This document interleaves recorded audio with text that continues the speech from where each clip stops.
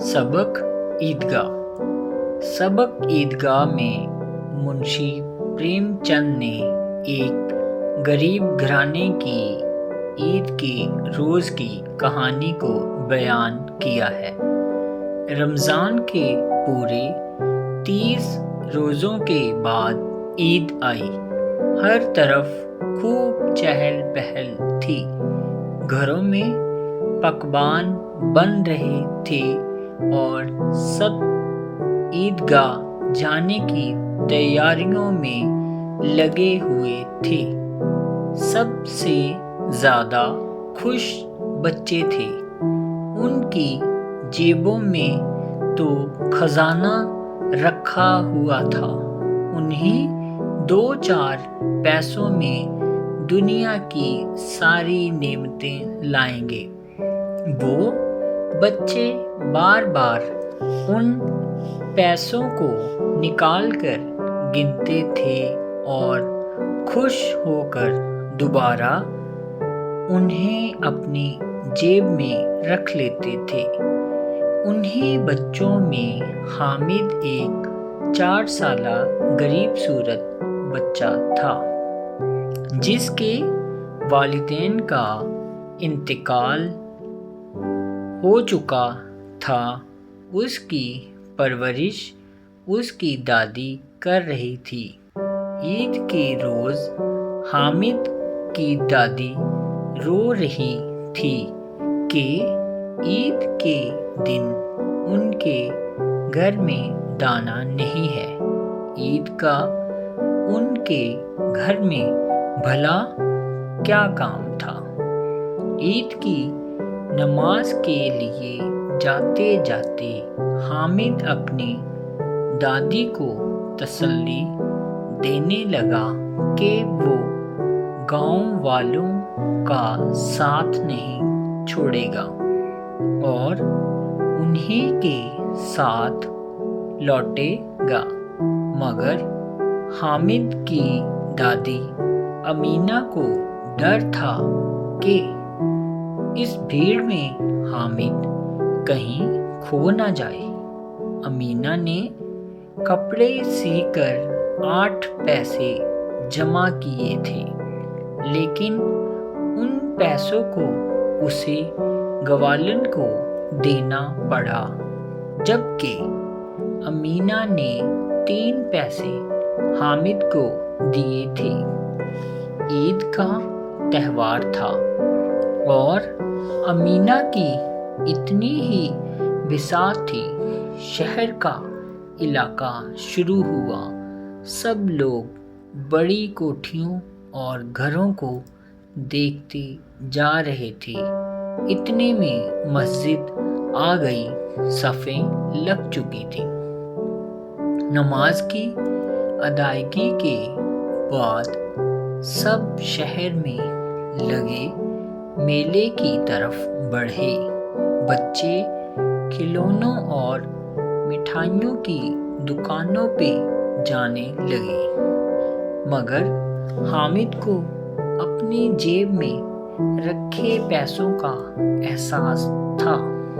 وہ کھلونا یا کھانے والی کوئی بھی ایسی چیز خرید کر پیسے ضائع نہیں کرنا چاہتا تھا۔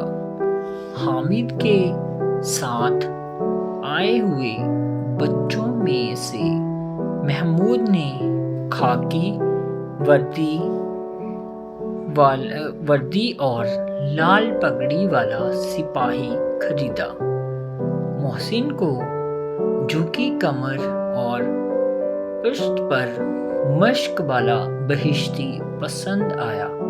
نورے نے کالا چوگا، سفید اچکن اور ہاتھ میں قانون کی کتاب پکڑے ہوئے ایک وکیل خریدا، جبکہ سمیع نے دھوبن خریدی۔ حامد یہ سب کچھ خریدنا چاہتا تھا، لیکن اس نے سوچا کہ ہاتھ سے گر کر ٹوٹ جائیں گے تو کس کام کے۔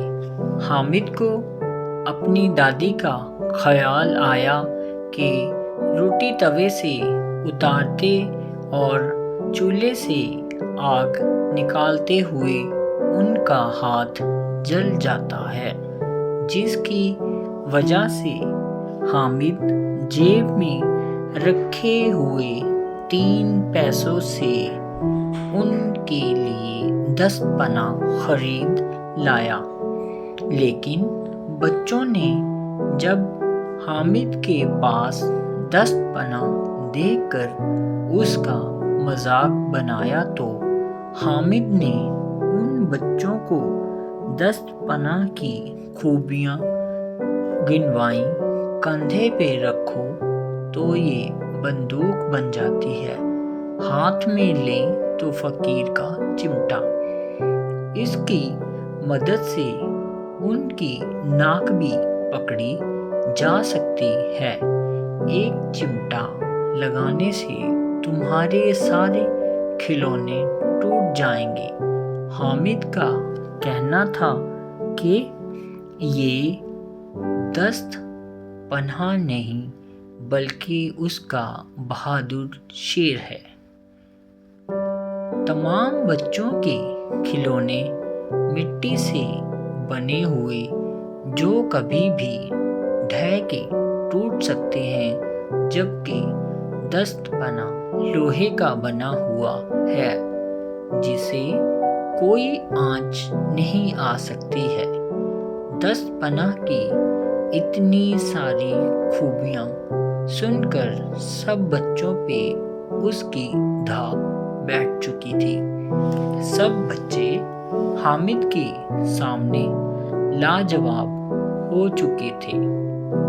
میلے میں گئے ہوئے سب لوگ جب گھر پہنچے تو ان بچوں کے کھلونوں کا کچھ یوں انجام ہوا کہ محسن کی بہن کے ہاتھ سے چھوٹ کر اس کا بہشتی گرا اور ٹوٹ گیا، جس پر ان دونوں کو ماں سے مار بھی پڑی، جبکہ نورے کا وکیل زمین پہ تو بیٹھ نہ سکتا، اس کو طاق پہ بٹھانے کی کوشش کی گئی اور ساتھ میں پنکھا جلا جانے لگا۔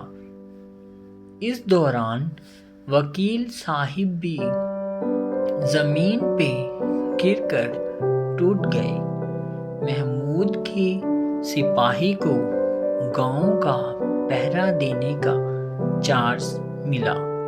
اندھیری رات میں ٹھوکر لگنے سے میاں سپاہی بھی اپنی بندوق سمیت گرے اور اس کی ایک ٹانگ بیکار ہو گئی۔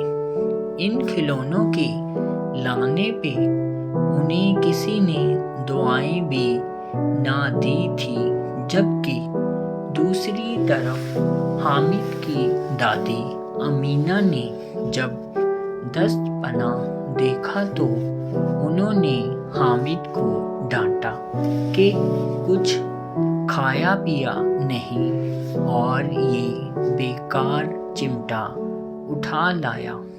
مگر جب حامد نے دادی کو بتایا کہ تمہاری انگلیاں توے سے جل جاتی تھیں، جس کی وجہ سے میں تمہارے لیے دست پناہ لایا ہوں، حامد کی یہ بات سن کر دادی کا غصہ شفقت میں بدل گیا۔